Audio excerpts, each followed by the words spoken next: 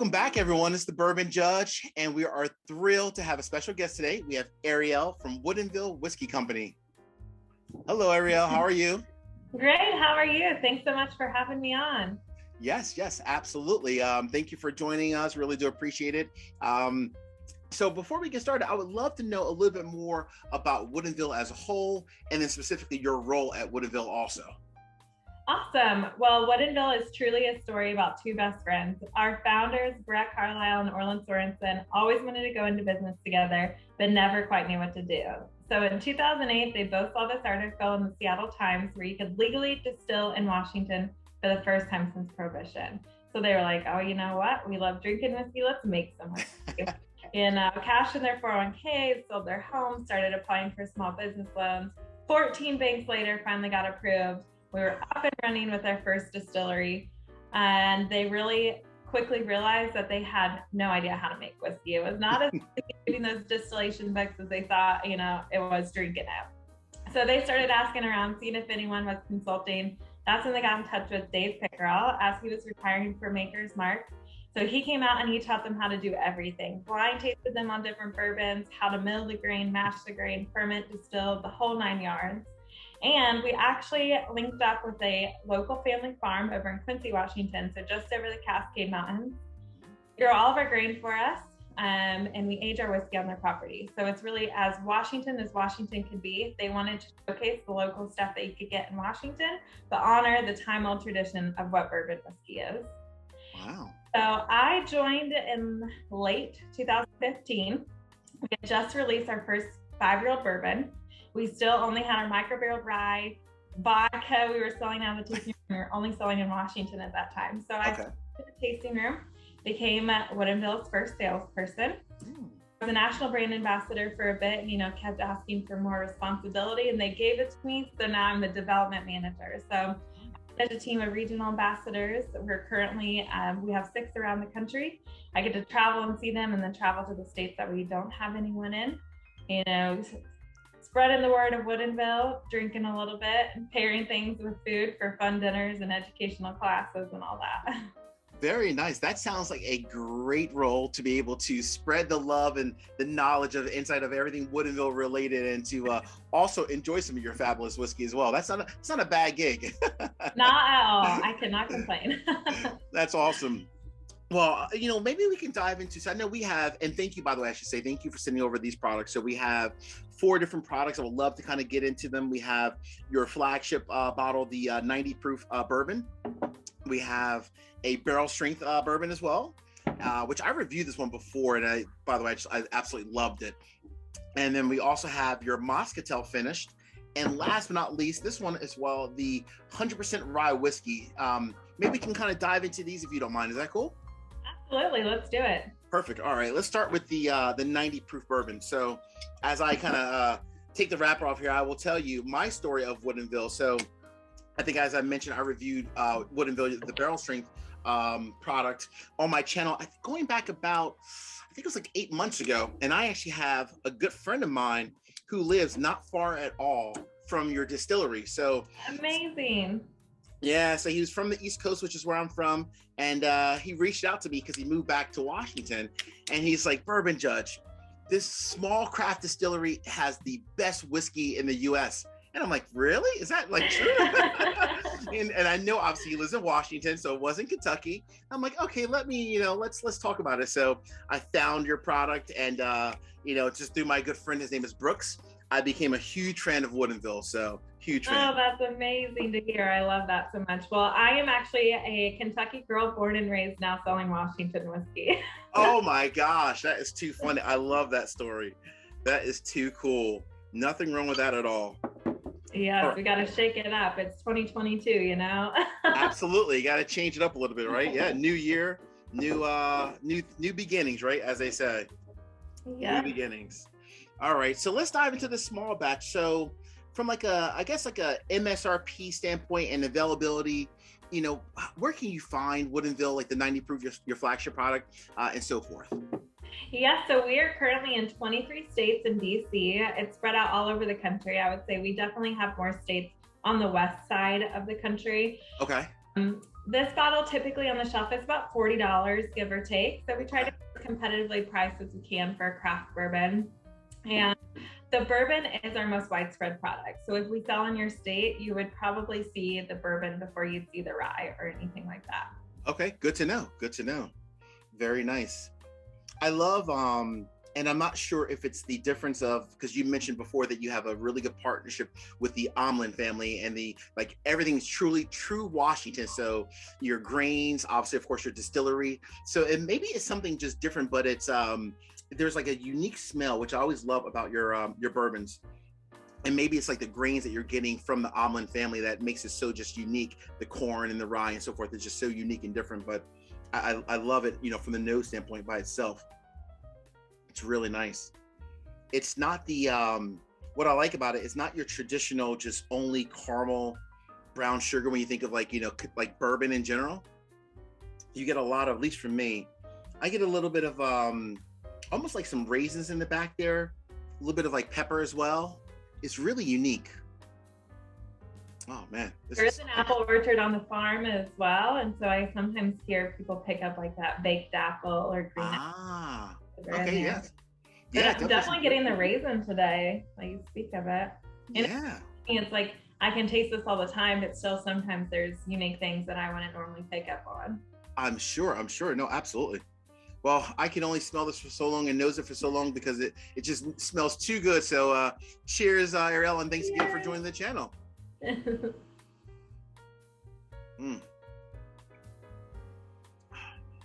Wow. It's really nice on the palate. Very nice and clean and very crisp, which I like that a lot. It's a really good bourbon, I think, that you can enjoy in the summertime, in the wintertime, truly all seasons, which is very unique by itself because that's not the norm for most bourbons. You know, most bourbons, right, you can typically enjoy them just for like the summer or only the winter. This is really nice and crisp. I like this. I'm glad you like it. And so the mash bill on this is going to be the same for the cast strength bourbon and the Moscatel. It's 2% corn, so you get a lot of sweetness from that. 22% rye, so some of that spiciness will come through, and 6% malted barley. Ah, nice. I love the mash bill. 22% rye in there. Really nice. Mm-hmm. So definitely that's where a lot of that spice comes from. Mm-hmm. Excellent. Very nice. So here's a quick question for you. So Orlin, Brett, best friends. I love the story, by the way. I think that's just so unique. So obviously you guys have been around now for over a decade, which is by itself awesome. How involved are they now in the business? They are super involved. So they split ways, I guess. Instead of distilling, wearing every single hat like they used to have to do, pulling all-nighters and whatnot. Mm-hmm. Team of people now, which is great. Okay. Is in charge of all production. So you will see him at 5 o'clock in the morning driving around the forklift and all that to make sure everything's going well. So super hands-on involved, you know, climbing in the tanks, fixing things, whatever needs to be done. Wow. One has kind of taken on the business aspect of it. Mm-hmm. So the marketing plans, you know, which markets we're going to go to, and then also working with engineers for our expansion plans because we finished a big expansion last year. So we're making about 3 times more whiskey than we have been, which is exciting. Okay, very nice. That's awesome. No, it's good to hear. I mean, it's great to hear that they're still like really involved because a lot of times after a company's been up and running for 10 years and you've had as much success as, you know, Woodinville has had, a lot of times like the original owners may start to kind of, you know, slowly kind of move away, focus maybe more from like a, you know, branding perspective and growing it in the business, but not so much like in the day-to-day. So it's pretty cool to see how they're still truly really involved. That's awesome. Yes, I think it's super awesome too. And it's just fun that it still has that family feel, like we are only selling in Washington and teeny tiny, but we're the biggest distillery in Washington state now, which is exciting. That's awesome. Congratulations. So 22 states for your flagship 90 proof bourbon. Is the goal to kind of grow that as, you know, in 2022 and in years beyond? What's the goal in terms of growth from that perspective? Yes. So in 2015, we moved into our current facility that we're at now. We started filling about 7 barrels a day. Mm-hmm. And last year we finished that expansion. So in about 3 or 4 years, we'll have a lot more whiskey coming off the line. So really we'll probably only be in these 22 markets for a little bit longer, maintain so we're not having out of stock issues. And then slowly as we get more whiskey, open more markets. So we're on a slow trajectory, I guess, to get to that nationwide, because we want to Okay. make sure we protect where we're currently selling. Okay. The goal is, yes, to get national and hopefully someday international. Very nice. That is that's the key. I love that. I hope I get to go on those trips. Absolutely. Well, you are the development manager for the country, so hopefully you'll have a chance to go on those trips. I hope so, for your sake. I really do. Thank you. Well, this is great. I would love to, if you're up for it, I would love to move over to where I fell in love with Woodinville, which is the barrel strength. Is that cool? Awesome. All right, let's go ahead and dive into this one here. So I think I mentioned, so I travel a lot for work personally, and then for my Bourbon Judge, I travel a lot as well. And I found your barrel strength product in several different states, but how does that work from like an availability standpoint? Is it like all over, as same as this, your 90 proof, or different? It's a little more limited than our 90 proof. So most of the cast strength bourbon that you'll outside of the distillery. So this is a distillery cast strength bourbon. It's not a single barrel per se, but most of the cast strength whiskey you will see out and about is from our single barrel program. Okay. We currently allocate a number of barrels per market. Really, a lot of that depends on size. So, California is much bigger than South Carolina, so they're going to get a lot more single barrels there. Sure. So really how the availability works. We want to grow that program as well as we get larger and have more whiskey right now. But I would say it's fairly limited for people to get those barrels. But we want to change that as soon as we can. Got it. No, that's good to know. I can tell you, I've already put in a request with one of my local liquor stores to ask for a barrel pick. So let that be known. I love it. Yes. Well, I will try to work with the markets as much as possible. That's the hardest part on my end. I can't come in and be like, this is what needs to happen, because it's their market and they know the business way better than Absolutely. No, for sure. Completely makes sense. Absolutely. So same mash bill though as the 90 proof, like your Flagship product, correct? Yes. Our 90 proof chill filtered though, and of course bottled at 90 proof. This is not chill filtered. So literally the purest form of what you can find. Very nice. Very nice. No, this is nice. It's been a minute since I've had the cast strength as well. I'm excited. I know. This is such a unique experience. I remember sipping this for the first time, and I didn't know what to really kind of expect, just because I heard such great things about it from my friend. And when I bought my bottle and I brought it home, I never forget like sipping and enjoying it. I was like, oh my gosh, this is so different and unique and so great. So it's really cool to see. Oh, I love that. Yeah, absolutely. All right. So I think from the nose standpoint, a lot of similar characteristics from the nose in terms of the some of the apples, some of the raisins, a bit more caramel and brown sugar, probably because I assume it's barrel proof, so like the traditional notes are kind of standing out a little bit more from a bourbon standpoint. But hey, from me to you, cheers again. Cheers.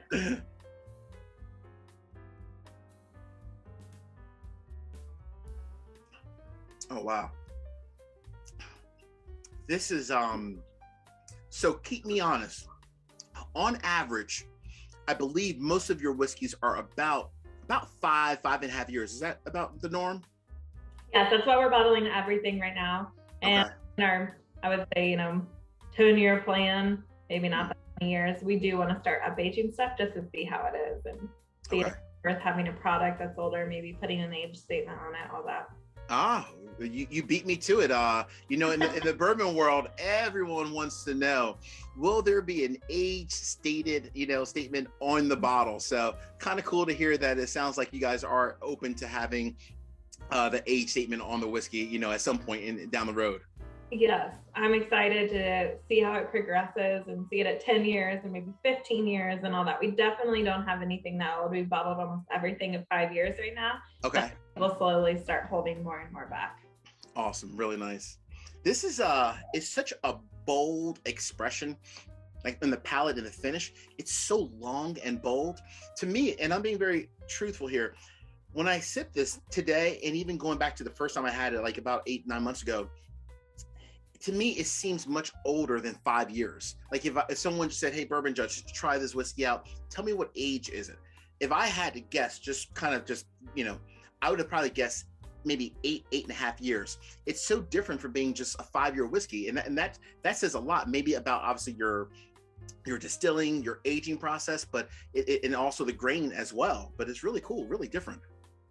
Yes, well, I'm glad you noticed that. And I think a lot of that has to do with our barrel program. We work with Independent Stave Company out of their Lebanon, Missouri plant. And so 18-month seasoning of the wood, so it sits out in the elements, the sun, wind, snow, and rain, starts to break down that tannic profile and bring out the natural vanillin that you find in white oak.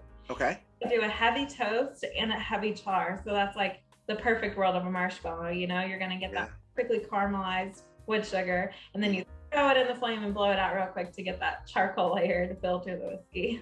Nice, very nice, very nice. I love it.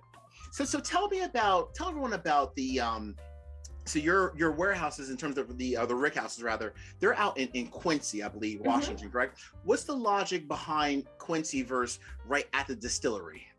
Yes, well, at first it was an accident. Ernie Allen and his son Joel came over, noticed we were running out of barrel space. At that point, we had filled one 53-gallon barrel and a lot of 8-gallon barrels. So we had our whole micro barrel program from 2012 to 2015-ish. Mm-hmm. And they were like, hey, you're running out of space here. Maybe we should build you a shed to put it in at the farm. And if you go under, we'll have a place to park our farm equipment. So Norland were like, okay, I guess this is what we should do.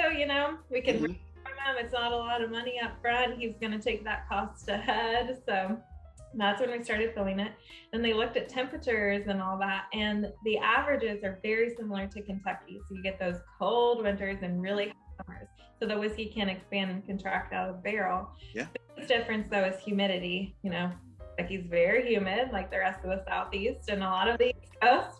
But Quincy, Washington is high desert. So it's very dry. And I like to say we have greedier angels because of it. They typically take 1% more per year. So not enough to deter you from aging your whiskey over there. But because of that, we only have 1-story rickhouses. So very similar to Four Roses. Yep. Tall. Mm-hmm. We have just finished construction on our 5th warehouse. 2 of them look more like whiskey rickhouses, nice and metal and brown wood everywhere. But the 3 original sheds do literally look like you park farm equipment in there. That's pretty cool. But it makes sense though. I mean, having the weather elements, right, which obviously it provides so much unique flavor to the whiskey in general, which is great. So it's great that you guys found that. And I mean, it sounds like obviously it's definitely working well. So do not change that. It would be fun to experiment, see how a barrel tastes. So if it was aged in Western Washington or Kentucky, and if it had a wild profile, but I'm not really sure how easy it would be to ship liquor around. So true. Indeed. Well, before we move over to the last 2, just a quick question about the distillery itself. So unfortunately, I haven't had a chance to get out to Woodinville to see your distillery, but I definitely plan on doing that probably in the summer of this year. What's the experience like in the distillery? What's that like? Are you able to have samples? Are there tours? What's that whole experience like? Yeah, so it's a little different from Kentucky distilleries. A lot of time at Kentucky distilleries, you have to do your educational portion first before you can even taste one drop. Correct. And sometimes they have a bar or stuff like that after. We have a tasting room, so it's set up more like a winery. You walk in, light, try what you like, buy it. And if you want a cocktail, there's a tavern right next door. It's different ownership from us, but of course, we have a great partnership with them. Okay. And go get a cocktail, maybe a bite to eat and all that. But we do offer tours. We restarted them after, quite a break from the expansion project. And then of course, the way the world's been. So true. A little crazy over the last couple of years. Yes. Thank goodness for whiskey, but we are doing tours again. So you have to let me know and I will set you up on a fun tour. And then I believe we're tasting on the tours now as well. So you can have fun while you learn. Awesome. I love that. That sounds like a great experience. And my family and I were actually trying to plan some trips for the summer. So I've already told my significant other, Mrs. Judge, that we need to get out to Washington. So I will definitely let you know, I promise. Awesome. I love it. Definitely. So this one I'm really interested in trying because, I love bourbon, I love rye, but I always love when you have something that maybe changes the game a little bit in terms of different, finishes. So you have, of course, your Moscatel finish. Tell everyone about your Moscatel finish just a little bit. Yeah, so the Moscatel Suavitel is our harvest release this year. So we try to celebrate when Arnie's harvesting all the grain by having a special release whiskey. At first, it was our 5-year-old bourbon and our 5-year-old rye. Then we did some applewood stave finished bourbon and rye. And this is our first big release in the last couple of years. So they take these Moscatel Suavitel pipes, which looks like a regular barrel that's been stretched out. It's really long and thin on the ends. Okay. It's a very special type of dessert wine in Portugal. Okay. So we do a port finished bourbon as well. So the barrel broker is like, hey, I have these Moscatel Suavitel pipes. You want to see how it works out? Of course, we had to try it. Of course, you got to try it. Why not, right? It would have been terrible, but we had to try it at first. And so I'm excited for this one because it's actually a little higher proof than regular 90 proof bourbon. At 100 proof, you're going to get even more flavor and all that.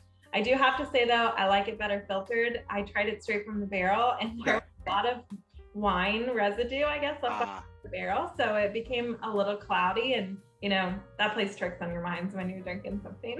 Indeed, indeed. So this one here, the Moscatel finish, so it's 100 proof, finish in 10-year Moscatel. Okay, that helps a lot. That's really nice. So this one, from an availability standpoint, is this only available at the distillery? So this is only available at the distillery right now. Okay. But I believe that we are trying to take a small stash and send it out around the country. So I'm not sure if we've been able to do that and how it would work. I'm sure it would be super allocated, but sure. I think it's soon. Well, we'll tell everyone to be on the lookout for that one. I've heard this has had rave reviews from, you know, so obviously in the whiskey business, you know, I'm talking to a lot of different people, you know, similar, you know, either YouTubers or whiskey tubers or just people in general, right? And I've heard nothing but great things about this bottle. It's like the bottle to try. So I'm definitely interested in diving in this one. So really looking forward to it. It's like nothing I've ever had before, to be honest. Yeah, this is like completely different than a lot of finished bourbons or even ryes that I've had in years past. Wow, this is really unique. Oh my gosh, this is like, wow, this is so interesting. It's you have a lot of almost notes of like almost like some grapes and apples, some berries in there. Mm-hmm. Wow. Behind the scenes, kind of hanging out, completely separate, but it's letting you know that it's there, is almost like notes of like cinnamon and toffee kind of hidden far in the background. Wow, this is really nice. It's a great note. Yeah. So here's a question, and you may have mentioned this. Oh, so it's finished in 10-year-old Moscatel pipes. So how long is the finishing in the Moscatel, roughly? I believe we did it right at 6 months. So typically most of our barrel finishes have been around that 6 months. Sometimes it can age a little faster. I think we bottled some port in the 3 to 4 months extra if it's been aged in the summertime. But we tasted this in the summertime and it needed a little bit longer to go. So I believe it was right at the 6-month mark. Oh, very nice. The port by itself, by the way, is phenomenal. I've had that also. I've seen to somehow with Woodinville bottles, they come into my house and then they end up going away very quickly. So I no longer have it because I enjoyed it that much. This is really nice. Well, cheers again, Ariel, and thank you for joining us. We appreciate it. This is awesome.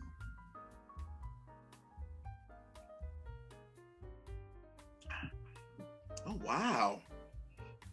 Wow, look at the legs on that. That's really, really nice. Wild. Oh my gosh. Oh my gosh. I haven't tasted it in a while either. You know, I get stuck with them. Not that I'm stuck with it, but I just love the 90 proof bourbon and I know I can have a couple and it's not too high of a proof. And absolutely. No, that's nothing wrong with that. So quick question for you. So Moscatel, really nice, very bold, robust in the mouth. Even just for honestly 100 proof bourbon, it's very bold and robust, but you still get like the folded in notes of everything that we kind of mentioned in the palate, which is really, really nice. So you guys have obviously done a really good job of finishing bourbons. You know, obviously, of course, you started with the port. You have the Moscatel. Sounds like you have some other experiential things that you looked at before. Is your goal for Woodinville to kind of keep going down that path of looking at like Madeira, sherry, rum, which is very much common in the whiskey industry?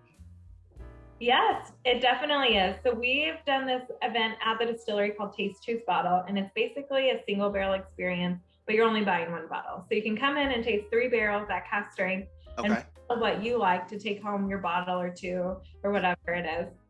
And that way it's not as large of a commitment as buying your barrel. Yeah. And it's been a great place for us to experiment and get customer feedback right away. So we've done cask strength bourbon and cask strength rye. We did a American oak toast finish. Yeah. So it was a secondary barrel and it was all toasted, American oak, French oak, and I think European oak. And then we did a Madeira, Petit Syrah, and Chardonnay cask finish. And then not as the single barrel or the taste juice bottle, we did a PX and an Oloroso. Oh, wow. Okay. In super limited quantities. The first 6 I mentioned were 1 barrel each. Okay. PX and Oloroso were a few more barrels. But yes, we do want to experiment more. Okay. We'll probably try 1 barrel at first and see how it tastes before we put a lot of whiskey in there. Absolutely. But we do want to have the harvest release be a national release. And we want to celebrate with everyone around the whole country that, like these grains were harvested and now we're getting this great whiskey. We get 5-10 years down the road from it, but have it just be like our limited release, but sure, around it. That's awesome. No, it's great. I think in addition to me flying out there, I might have to start paying my friend who lives nearby to go and start buying bottles for me on the norm. So thank you for increasing my expenses to my household. No, this is really nice. I will say this is, so I'm gonna tell you the reason why I like this. I would say many times with different distilleries, when you finish a bourbon or a rye, sometimes the finishing, in this case, the Moscatel, it might be overbearing where you only taste the Moscatel typical wine notes, but you wouldn't taste as much of the whiskey.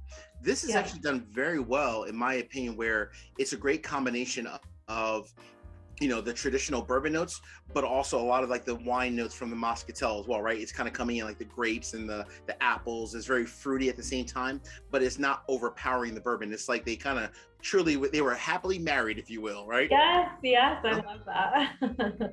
Really nice. Oh man, this is amazing. Gosh, I'm like, even though I know we need to go to the rye, I almost want to have like a second pour of this. This is just so fantastic. All right. I can be your Whiskey Wednesday pour after this. There we go. Exactly. There we go. All right. Last little finish for the Moscatel. Wow. Really nice. All right. So gosh, I've heard so many good things about your rye whiskey. When I did the recent review and even the top 10 where Woodinville was on there, a lot of people reached out and said, Bourbon Judge, you need to try Woodinville's rye whiskey. So what before I even open it up, what makes your rye whiskey maybe different than other ryes on the market, in your opinion? Yes, I would say it's twofold. Since almonds grow our rye, we know it's going to have a very unique terroir. If you look at a lot of Midwest bourbons, it's a hard terrain to grow rye because it's such a moist environment. You really want those harsh, cold winters, and that's why you see so much rye coming from Canada and the Northeast and Eastern Europe and all that. So true. So the strain is from a local bakery. He got seed from them, then started growing it. We're now Arnie Omlin is now the largest rye producer in the state of Washington. Okay. Asheville is super unique too. It's 100% rye whiskey. So there's no malted rye in there. There's no malted or corn to sweeten it up. It's a super unique profile because of that. I don't know many ryes that I could compare it to. I think with the yeast strain and that terroir of the rye, it's super unique, which I like because I'm normally a bourbon girl over a rye girl. Okay. Good to know. Very nice. All right. Well, gosh, you had me, you had me at hello, as like the movie said, right? I love it. Go ahead and dive into this one. So from price and availability, what does that look like for your rye whiskey? Yeah, so with our rye whiskey, we've actually only been about half the markets that we're in. So I think it was 12 markets over the last few years that we've launched them. But this year, in every market that we currently sell, we are rolling out the rye. So you should start seeing that if you're seeking it out in a market that we sell in. And everyone should be getting it, I would say, probably by like late spring, early summer. And so it's 5.5 or 5 years old, just like the regular bourbon, also bottled at 90 proof, same barrel specs, but that 100% rye just gives it such a unique profile. Oh, that's awesome. No, that's really cool. Really cool. It's good to hear that you're also, expanding as well, right? So half the markets now of the bourbon are, about, that was like 23. So this is like maybe 12 or so, but that's really great that you're expanding the, your rye whiskey across the US. That's really cool. Really nice. Baby steps. We'll get there someday. Absolutely, right? That's what it's all about. Baby steps for sure. And I love the idea of doing, well, not idea, but I mean, you guys did it, 100% rye. You didn't do the 95-5 split, which a lot of companies do, and that's totally okay as well, right? Mm-hmm. But it's really cool that you guys went with, 100% rye. I love that. That's pretty cool. Yeah. Wow. This is very interesting. Extremely, what I wasn't sure if this would be or not, but very floral, spicy, but you do get a little bit of sweetness, but more like honey in the background, but very floral as a whole. I like this. This is really nice on the nose. Wow. This is interesting. Very interesting, Ariel. It's very interesting. Like nothing, not many ryes you can compare that to. Sometimes you get that floral, sometimes you get way more spice, but this is just intriguing. Absolutely. Oh gosh. All right. I can't. I mean, I love a good rye because it's like, there's just so different sometimes, and this smells so unique. All right. Cheers. Cheers. Rye not. Mm-hmm.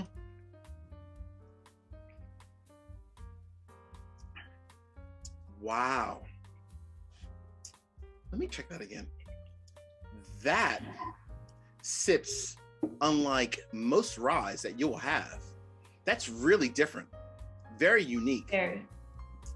Here's the reason why, in my opinion, just in my just for the Bourbon Judge's opinion. Most ryes are very bitey, and you get a ton of like floral, a ton of spice, a ton of pepper.